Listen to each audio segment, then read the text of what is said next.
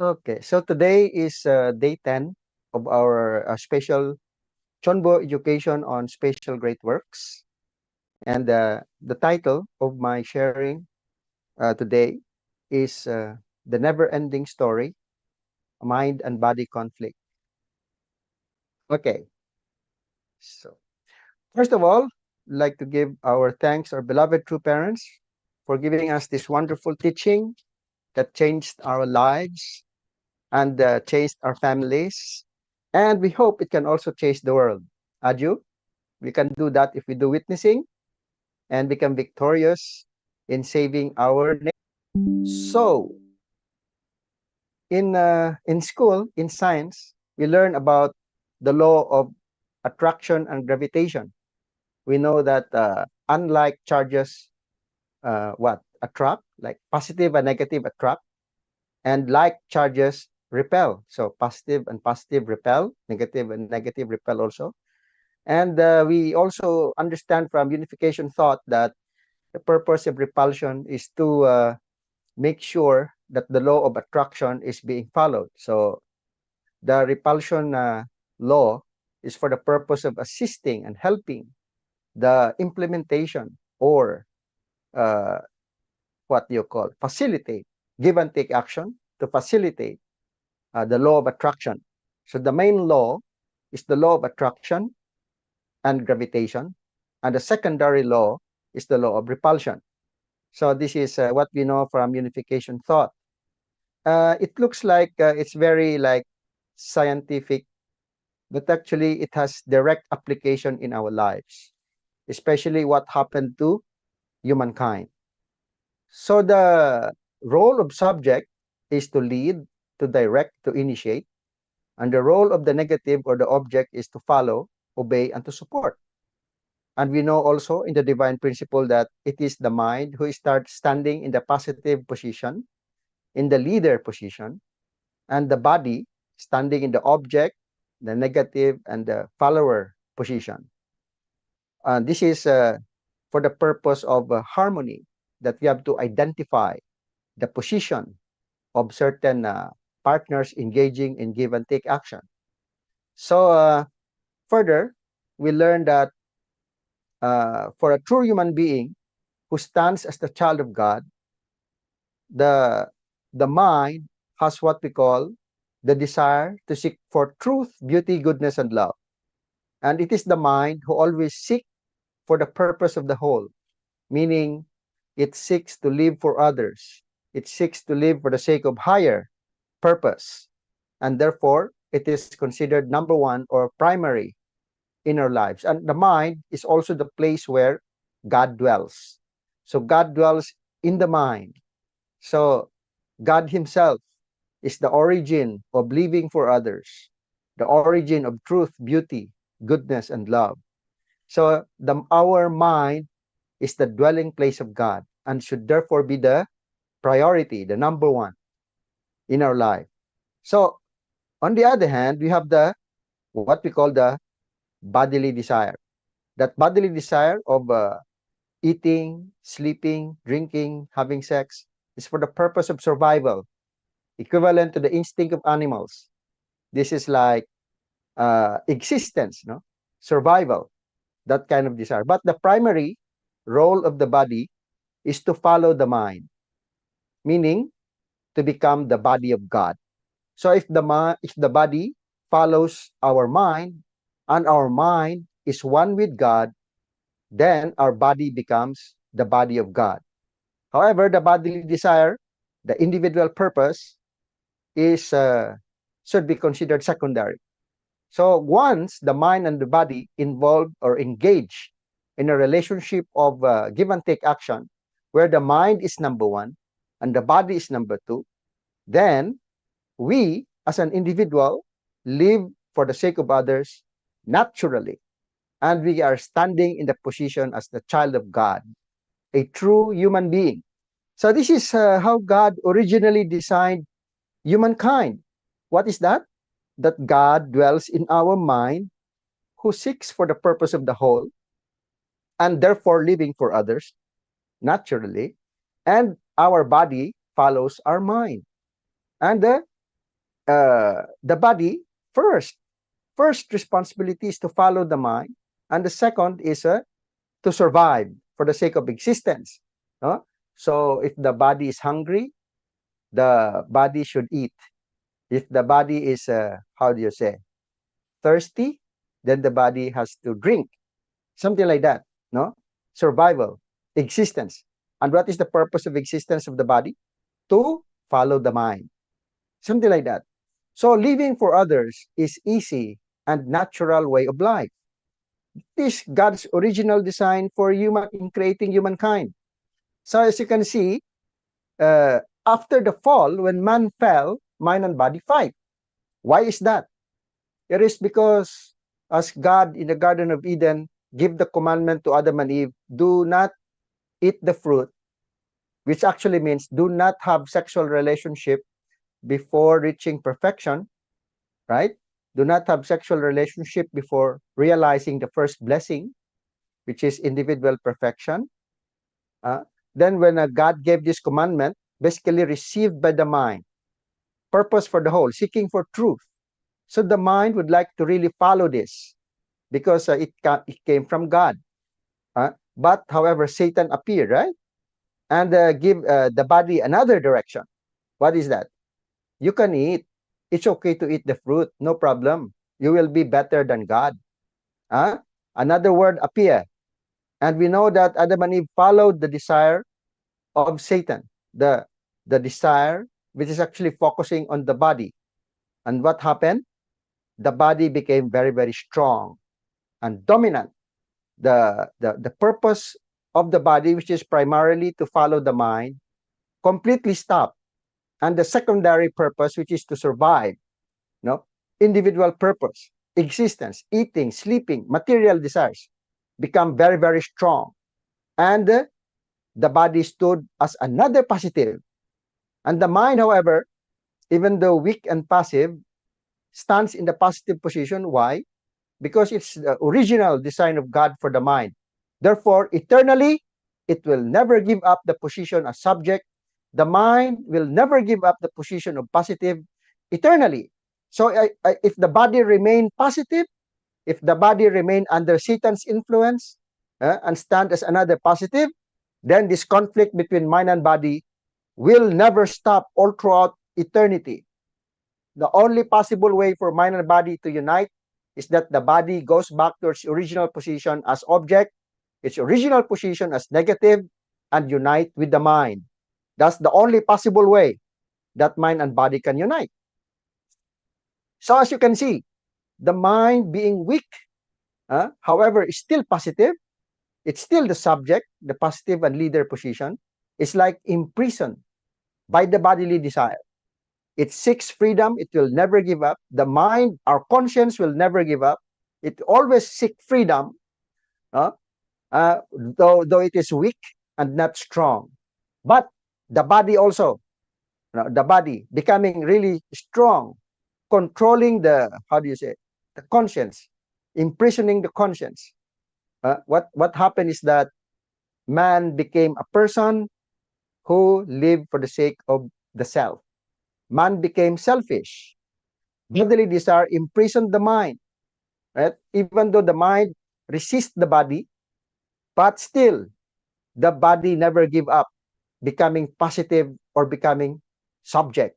So there was conflict between mind and body. So because of the fall, we need education to live for others. Do you need education how to be selfish? Do you need seminar, brothers and sisters, how to be selfish? Actually, we are naturally selfish, right? What happened is that man supposedly becoming naturally a person who live for others as the child of God. Because of the fall, we become a person who become naturally selfish. In order to live for others, in order to be a good person, we need seminar. We need training, right? Originally, we don't need training. We don't need seminar because we should be naturally living for others because we are sons and daughters of God, where the mind is the subject and God dwells in our mind. But because of the fall, the body become another positive. The body become very, very strong, controlling the conscience. controlling the mind. And then because of this, we need education to live for others. And we don't need education to be selfish. We become a person, a being. A fallen man is a being who naturally live for the sake of the self. So what is the result of the fall? The bodily desire became the priority in our lives. Eating, sleeping, drinking, having sex, material desires became number one in our life, which is actually equivalent to instinct of animals. We become a person who is selfish, living for myself, and the purpose for the whole become number two. It becomes what? Secondary. Living for others becomes secondary. Seeking for truth, beauty, goodness, and love become number two in our life. So because of this, man became fallen. Man became an evil, selfish being. And this caused problems all throughout history. What is the consequences of being selfish? What then is the result of being selfish? It became a tragedy in the history of humankind because the bodily desire became up, the private purpose became up, became number one. So, and the mind's desire, the conscience or the public desire become number two. This became a really, really big problem. Look, the consequences.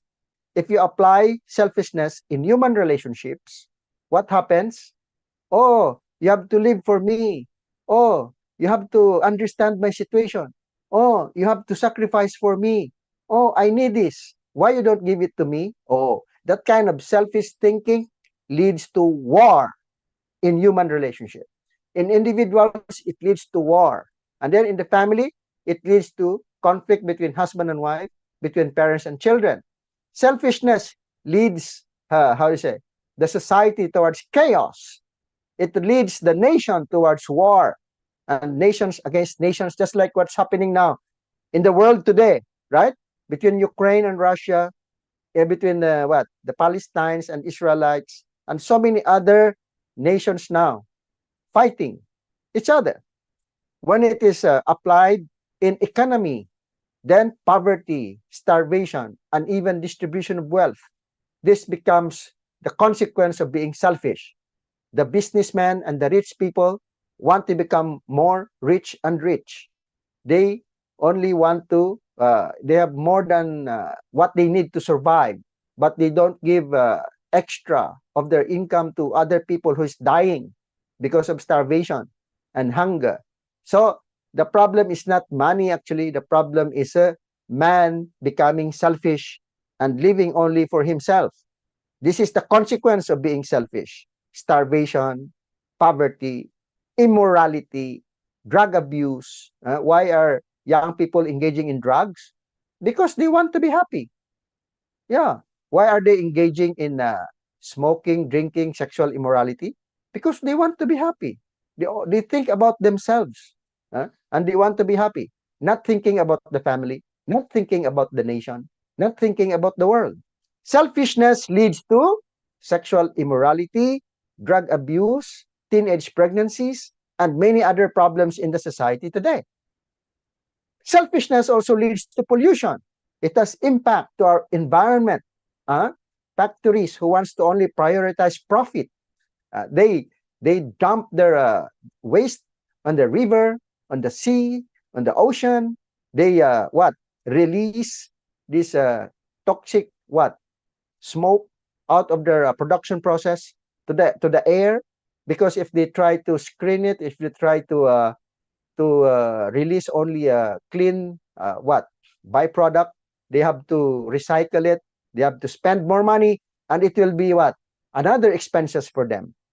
So they cannot think about the environment, they cannot think about other people, their neighbor, only think about profit. So because of selfishness, there is pollution. Because of selfishness, there is corruption in governance. My goodness. All problems in the world today can be traced to selfishness. And selfishness came from where? When Adam and Eve prioritized the bodily desire more than the mind's desire. Fall of man is the cause of all the problems, suffering in the world today. So if we live for the sake of myself, In summary, in individuals, you see, it destroys character. In families, it destroys relationships. In societies, it destroys economies. In nations, it destroys governments. Globally, selfishness destroys civilization.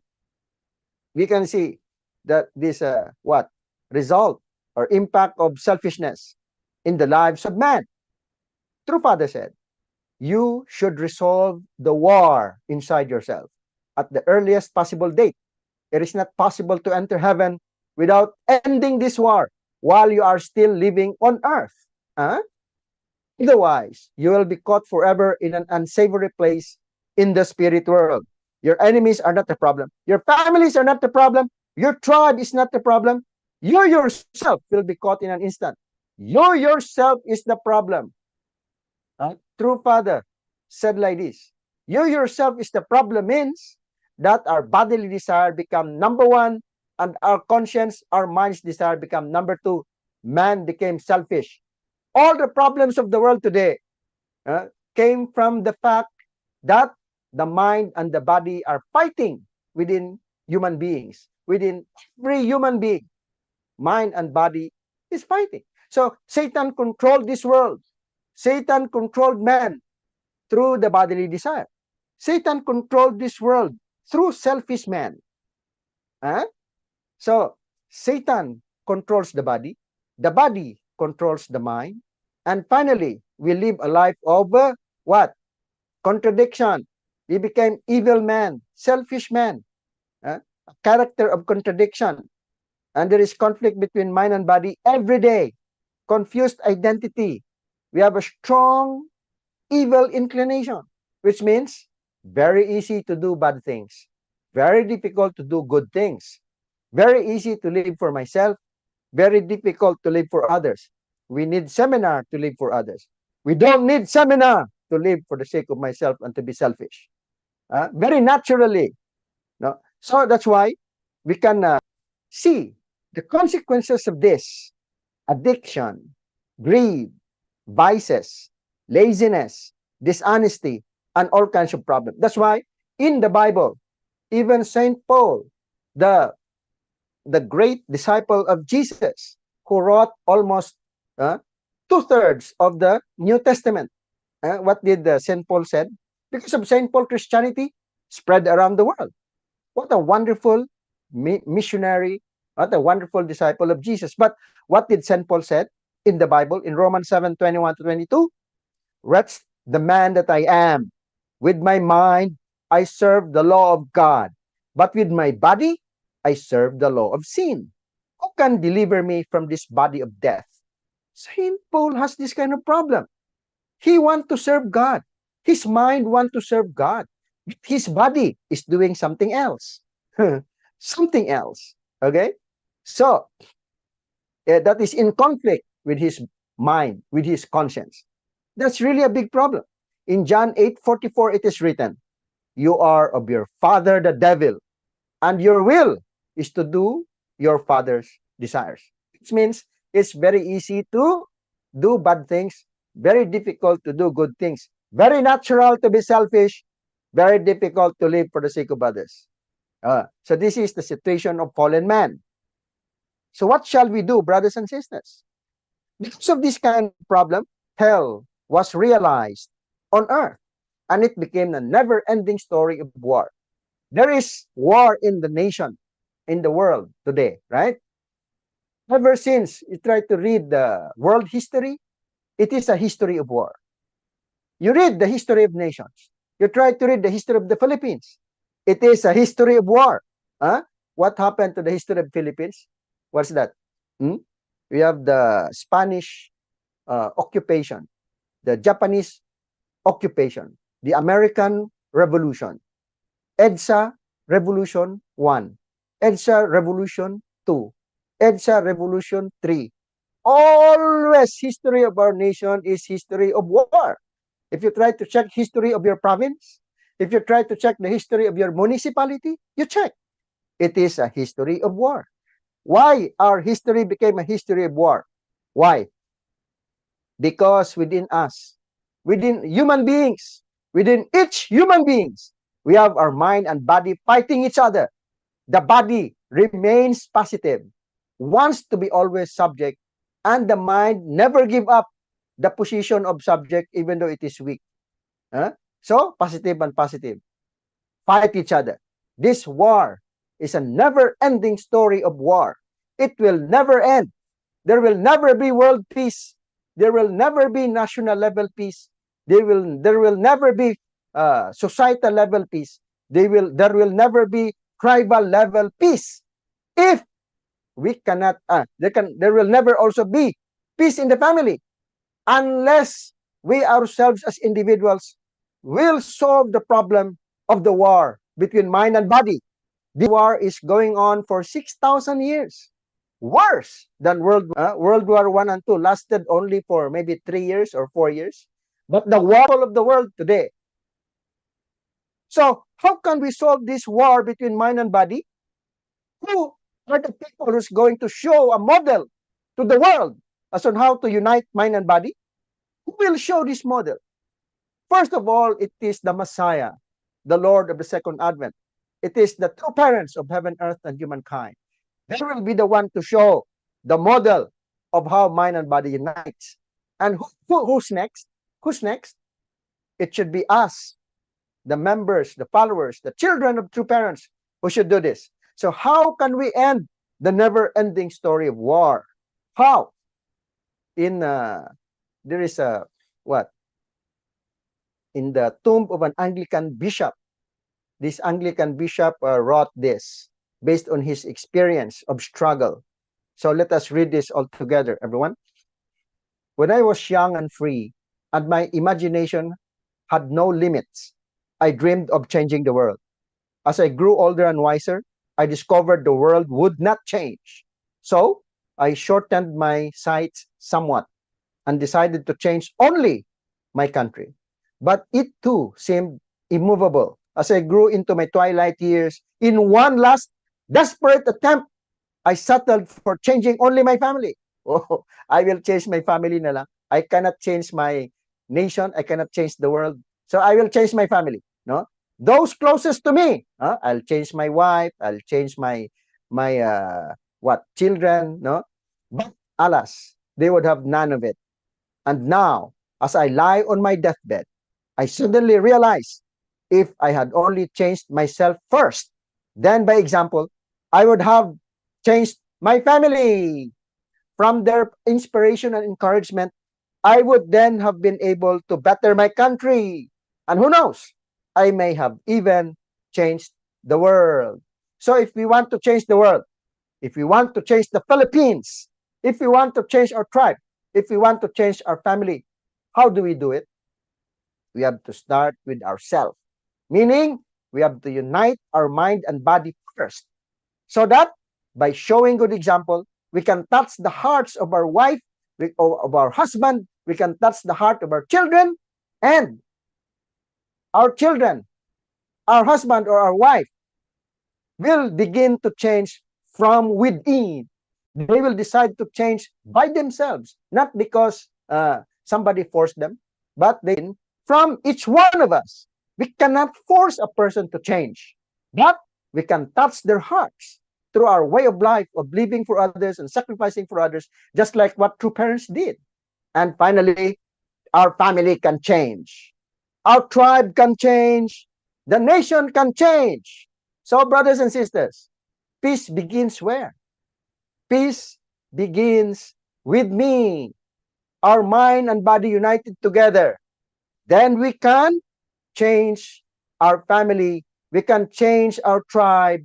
We can change the nation, and we can change the world. But as of now, the reality is that our mind and body are fighting. Yes or no? Even today, how to attend Hundukhe at 6 o'clock? Your mind and body will fight. Your mind will tell you, you have to attend. This is very good.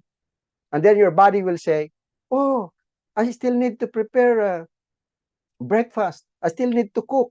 Oh, I'm still sleepy. Oh, I'm very tired. The body will complain. And finally, who will win this war between mind and body? Who will win? It depends on you. Your conscience, your mind will win, or your body will win.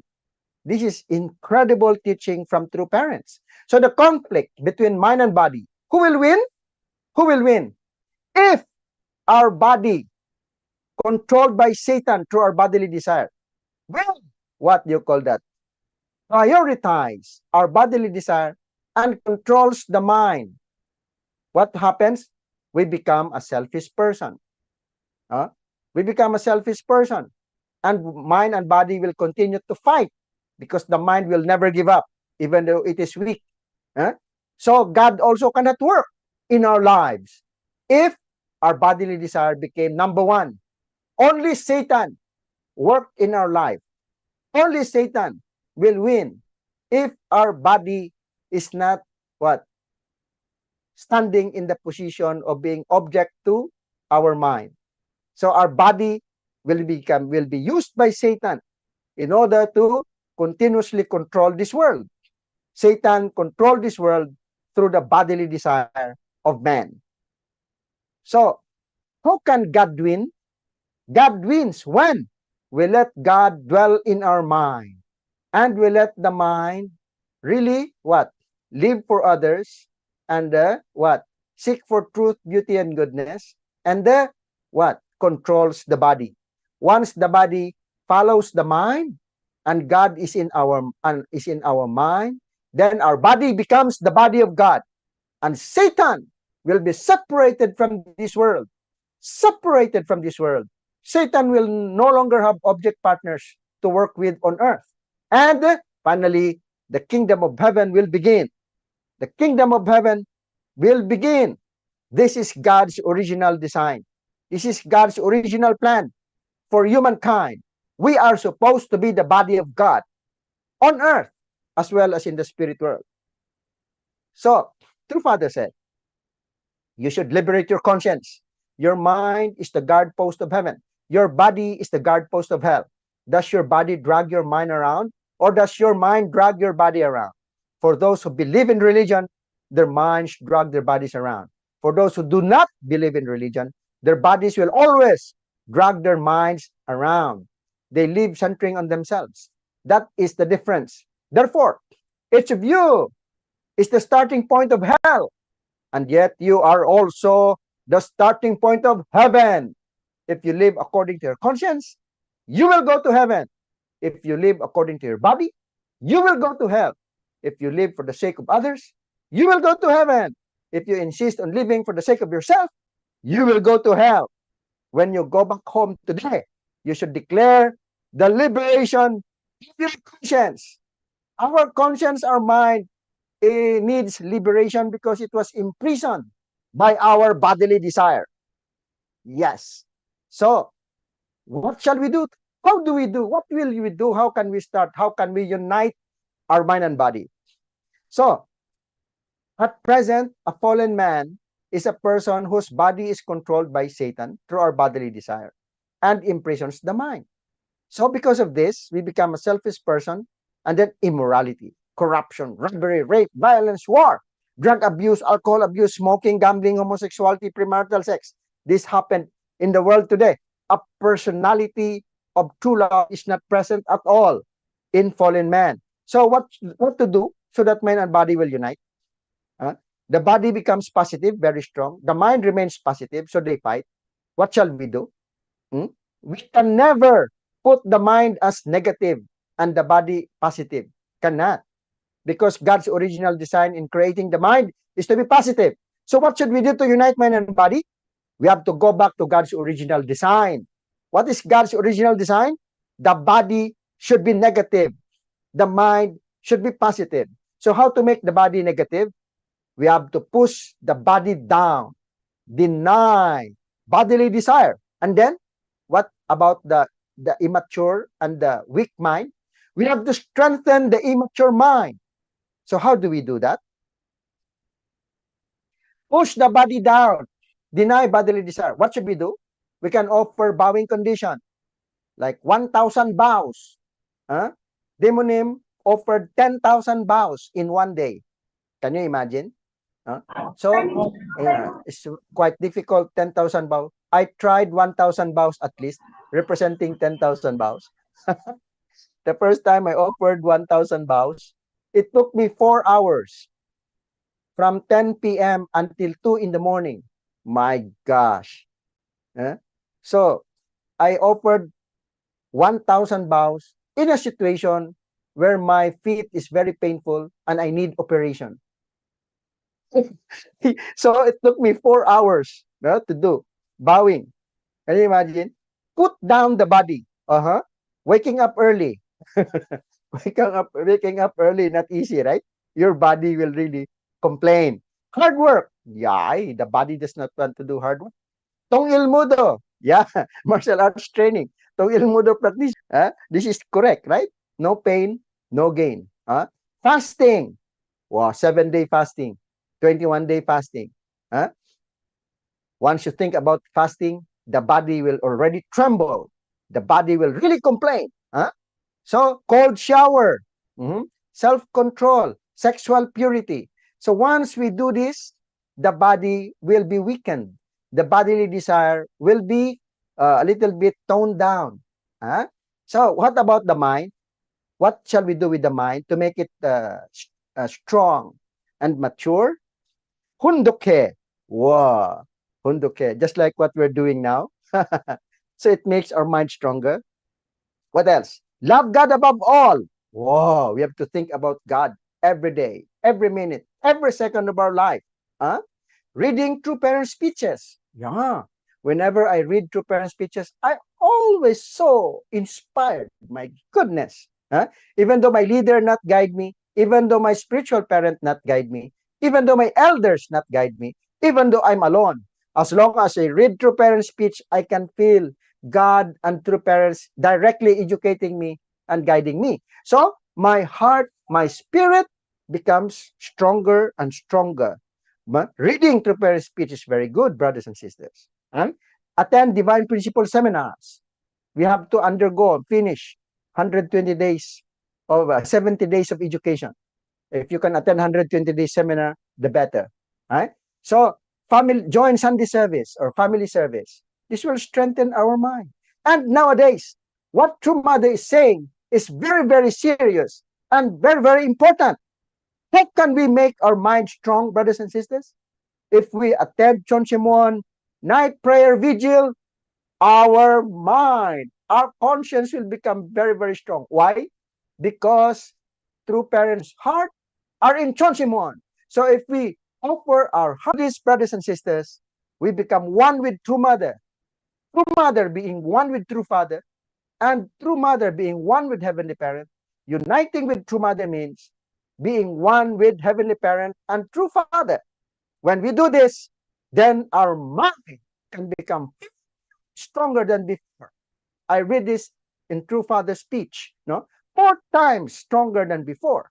And when our mind becomes 4 times stronger than before, it can control the bodily desire.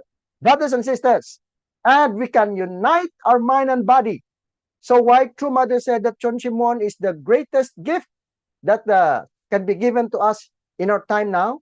It is because by offering devotion in Chonchimon, we can have a powerful mind to control our body, and we can unite our mind and body. Once we can unite our mind and body, we can naturally live for the sake of others, and we can stand in the position as sons and daughters of God, not only by blood lineage through the blessing, but by way of life.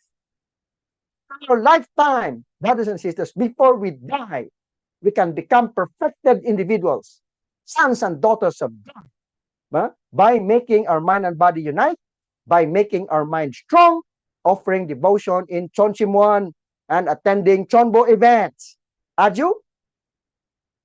So, who will win this war between mind and body? The mind should win. God should win. And that can happen only if the mind becomes strong, becomes 4 times stronger because of offering devotion in Chonchimwon. And our body naturally unites with our mind, and our body become the body of God. And we stand in the position as sons and daughters of God. So our mind becomes up, become number one. Our body becomes number two, down. And when this happens, we become good people, sons and daughters of God. So we can only unite our mind and body by our responsibility. We can develop a good character where our mind becomes up and our body down, and we become a good person with a good character.